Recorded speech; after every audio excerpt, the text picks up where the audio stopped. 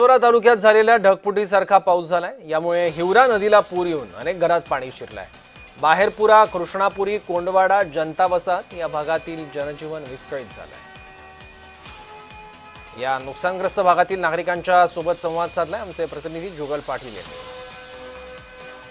मावशी काय सांगणार, मोठं नुकसान या ठिकाणी आपलं झालंय? भरपूर नुकसान झालंय। पूर्ण घरामध्ये पुरा गारा आहे। कमरा इथला आता कमरा इथला गारा आहे। हे पूर्ण भरेल होतं पाण्याचं। इथलं हे सगळं वाहून गेलं।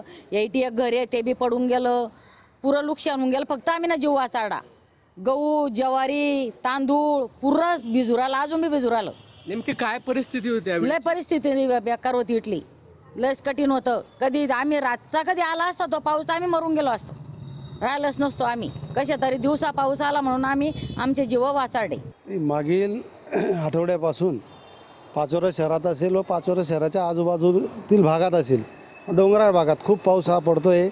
ढगफुटी समान पाऊस हा बऱ्यापैकी झाला, त्यामुळे नदीला प्रचंड प्रमाणात पूर आला आणि या ठिकाणी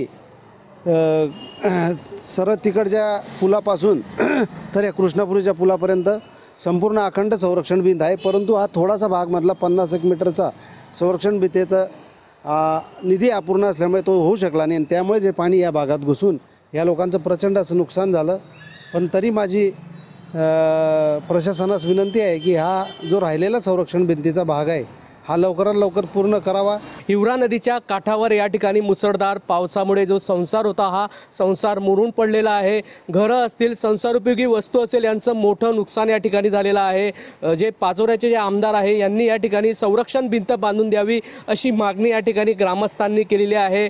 पाचोरा, भडगाव, जामनेर, एरोंडल परिसरात मोठं नुकसान जळगाव जिल्ह्यात या ठिकाणी झालं आहे।